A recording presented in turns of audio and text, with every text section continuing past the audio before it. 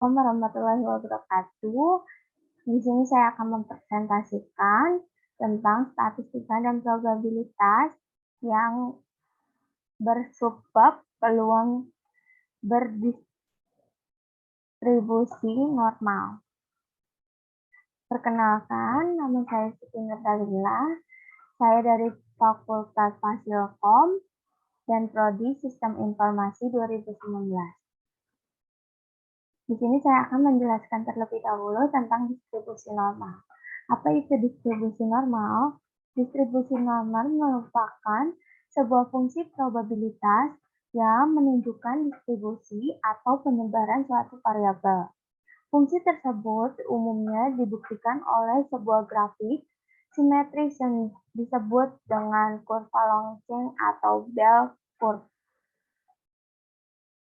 Selanjutnya saya akan menjelaskan tentang distribusi normal. Pertama, saya akan menjelaskan tentang parameter distribusi normal. Ada dua. Yang pertama yaitu nilai rata-rata digunakan sebagai pusat distribusi atau penyebaran nilai. Lainnya, nilai tersebut akan menentukan lokasi titik puncak dalam kurva lonceng. Sedangkan nilai-nilai lainnya akan menyebar mengikuti rata-rata. Kedua, standar deviasi adalah perhitungan variabilitas yang menentukan lebar sebuah kurva distribusi normal.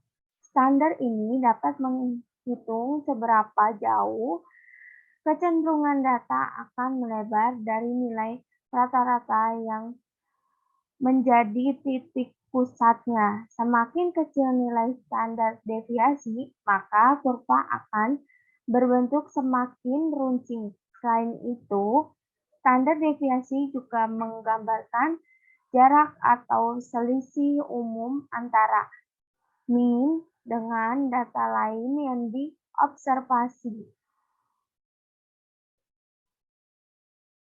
Selanjutnya saya akan menjelaskan tentang karakteristik distribusi normal. Teori distribusi ini memiliki nilai mean, median, dan modus yang sama.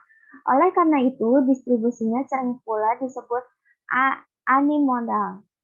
Kedua, kurva distribusi selalu bersifat simetris dengan bentuk lonceng atau bell curve. Titik puncak kurva adalah nilai rata-rata.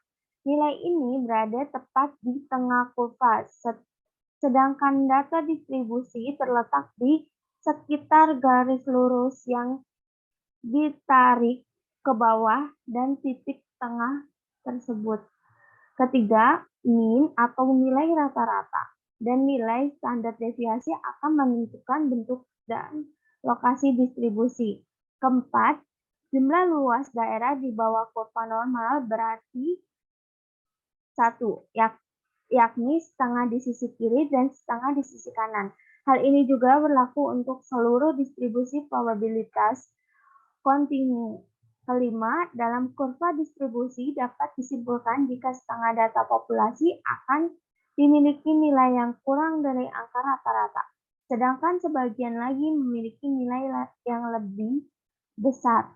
Keenam, masing-masing ekor kurva di kedua sisi memanjang tak sebatas dalam beberapa kasus perhitungan distribusi ekor kurva bahkan bisa memotong sumbu horizontal. Selanjutnya saya akan menjelaskan tentang rumus distribusi normal, yaitu Fx sama dengan 1 per theta akar 2 V, E dikurang setengah dalam kurung X min mikro per theta kuadrat. Dengan keterangan V adalah konstanta nilai 31459 dan E bilangan eksponensial dengan nilai 27183 dan mikro yaitu rata-rata min dari data serta theta simpangan baku data berdistribusi normal. Kedua, cara menghitung nilai Z. Rumusnya yaitu Z sama dengan X min M per theta. Dengan keterangan M rata-rata min dari data dan theta simpangan baku data berdistribusi normal. Contohnya, selanjutnya saya akan menjelaskan tentang contoh penggunaan tabel distribusi normal. Di sini ada soal, hitunglah P, Z kurang dari 1,24.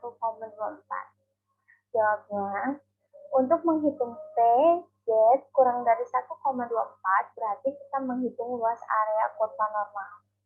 Antara min infinity kurang dari Z kurang dari 1,24 atau dapat ditulis Z kurang dari 1,24 saja. Area Z kurang dari 1,24 pada kurva distribusi normal adalah area yang diarsir pada gambar di samping. Luas area yang diarsir adalah nilai peluang Z kurang dari 1,24 atau ditulis P Z kurang dari 1,24 dan nilainya dapat diperoleh dari tabel Z distribusi normal. Tabel Z yang ada pada link di samping terdiri dari dua bagian, yaitu bagian tabel Z negatif dan bagian tabel Z positif. Karena Z sama dengan 1,24 adalah bagian yang positif, maka bagian tabel yang digunakan adalah bagian tabel Z positif.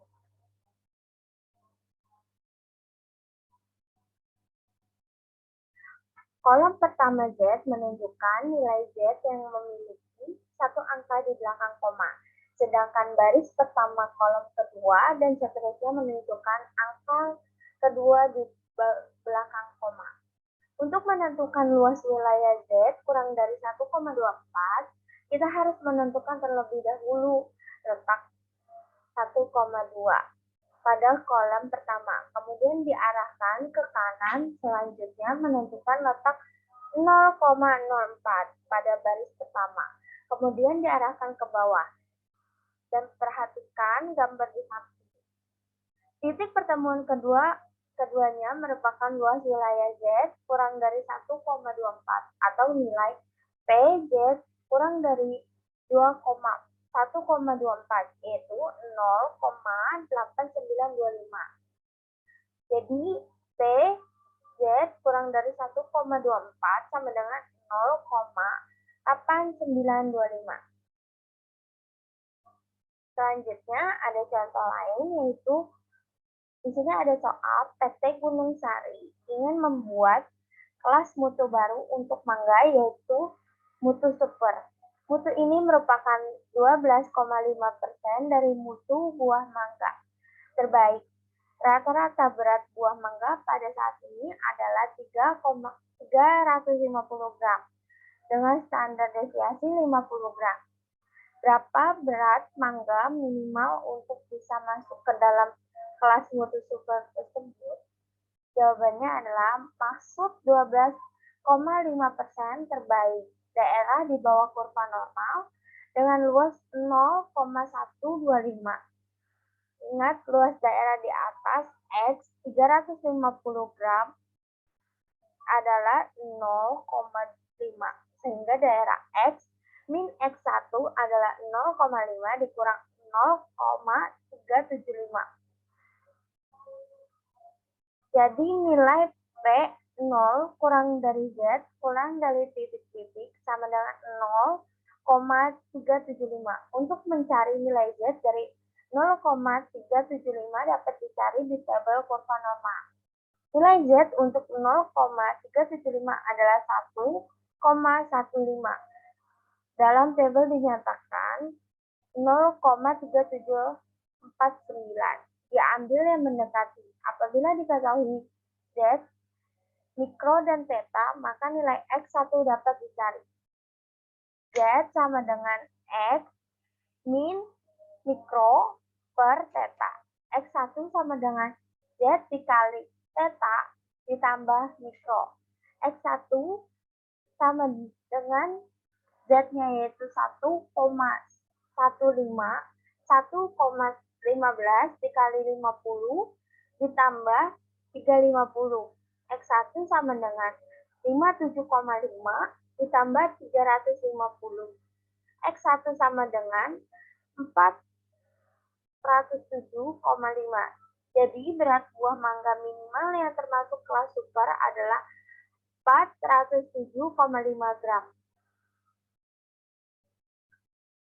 Sekian presentasi dari saya, kurang lebihnya mohon maaf. Assalamualaikum warahmatullahi wabarakatuh.